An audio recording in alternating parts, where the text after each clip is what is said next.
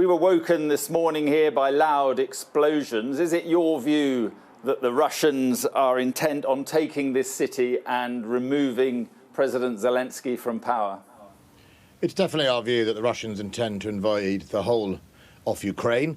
The nonsense they were spouting about the Donbass, and it were, as ever, with a whole series of dishonest claims, are not the case, and that's why you've seen a number of columns of Russian army entering the city from the south, from the north, from Belarus even, and indeed from the separatist region. But, our assessment as of this morning is that Russia has not taken any of its major objectives. In fact, it is behind its hoped-for timetable.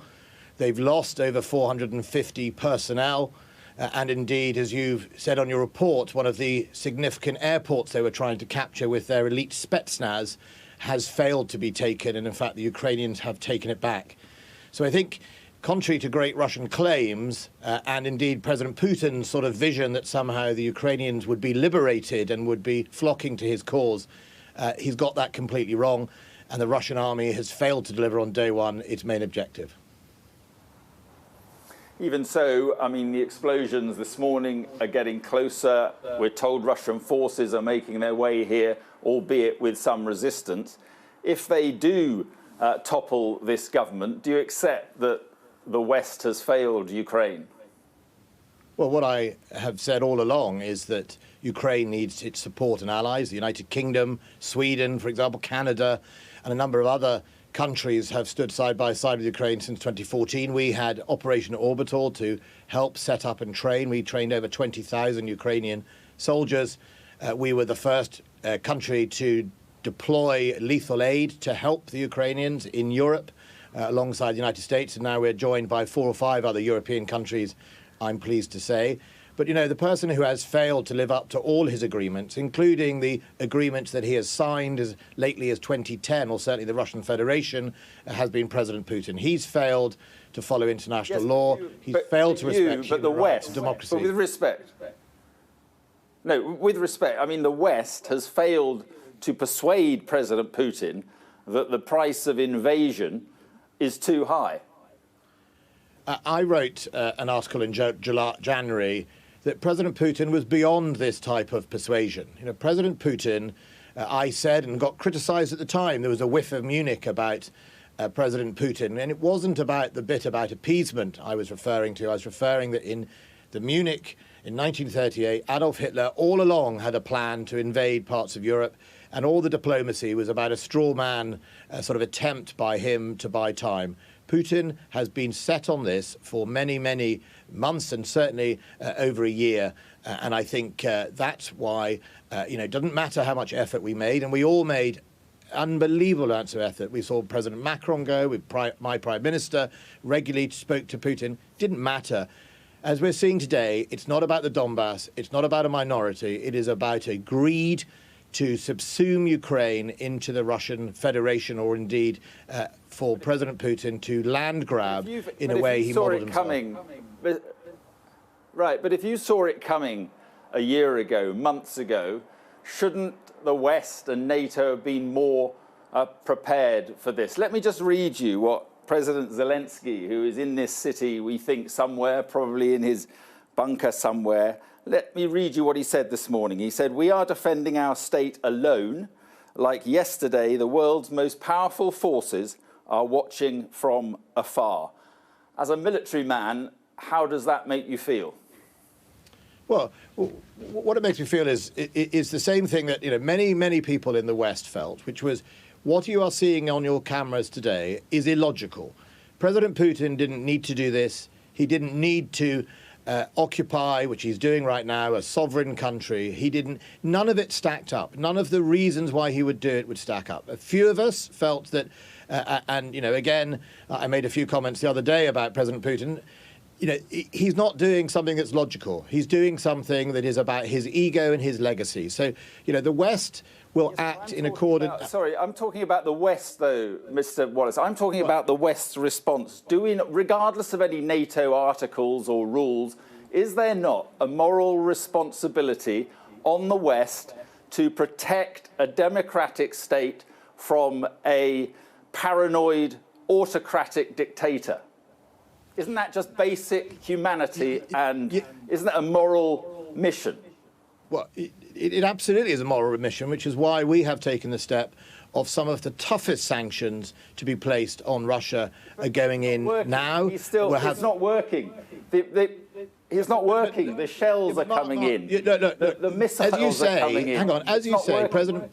OK, so there are two other options, Mark, which is if you think President Putin is absolutely, irrational, tyrant, etc., and all those things that you have just said, which many of us do think he is in a position that is beyond logic, beyond respect of other sovereign countries, there are a number of ways to stop him or make it cost him. One is sanctions. One is to help the Ukrainians defend themselves, which is lethal aid, which we did alongside the United States quite early on, and training. We announced over a year ago that we would be selling ships to Ukraine with missiles that would allow them to defend their ports. We have done a lot. The third option, which is the option that I've been quite open about... Just to interrupt on that one. How are you going to get any more military aid into this country if it is controlled by the Russians? They will control the airspace, they will control the borders, and they will control the sea borders. How do you get any more military help to help this? It's not going to happen, is it?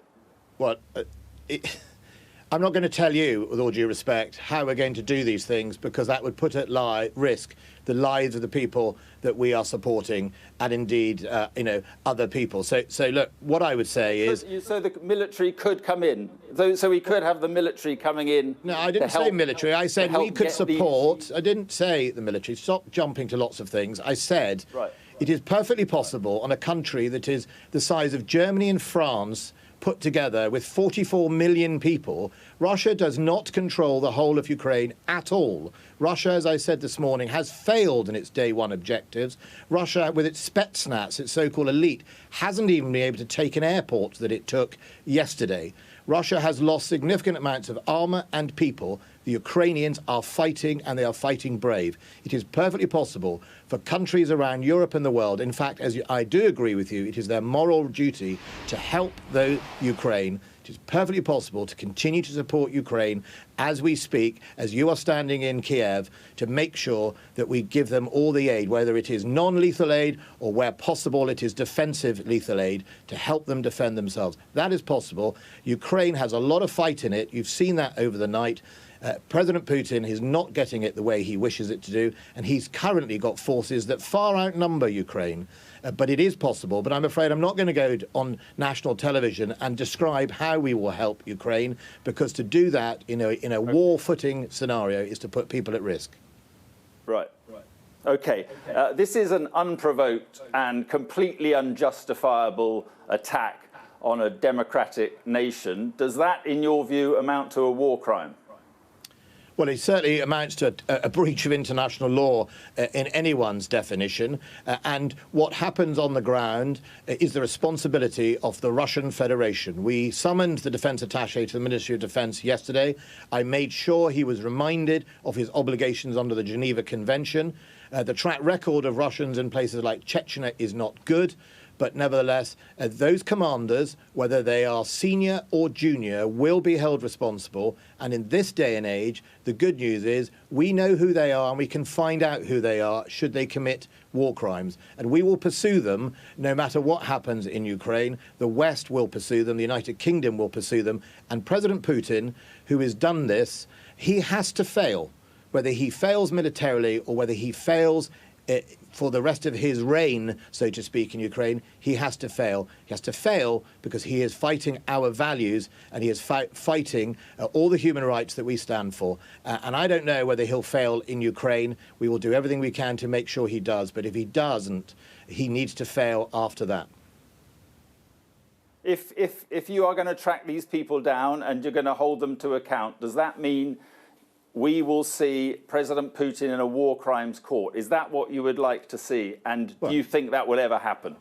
If President Putin commits a war crime, then just as I do, if I were to commit a war crime, I should expect to be held to account.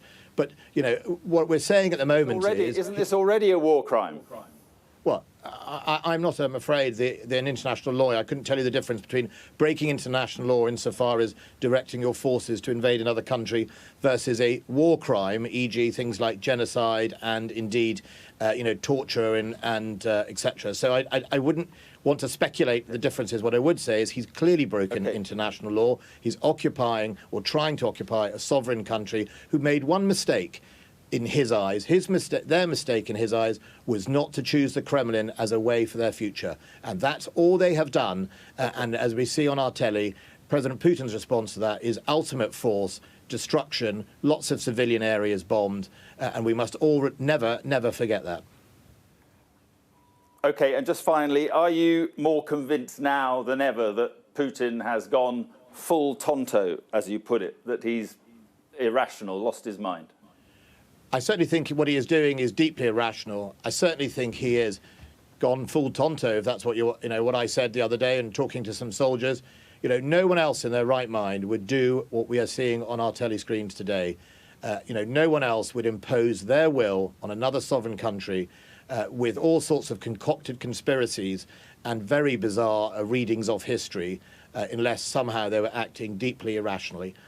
But that's no comfort to the people of Kiev. I spoke to my defence counterpart only a few minutes ago, and we spoke to them last night, myself and the Foreign Secretary. Our Prime Minister is going to speak to President Zelensky, and we will keep on going, supporting the people of Ukraine.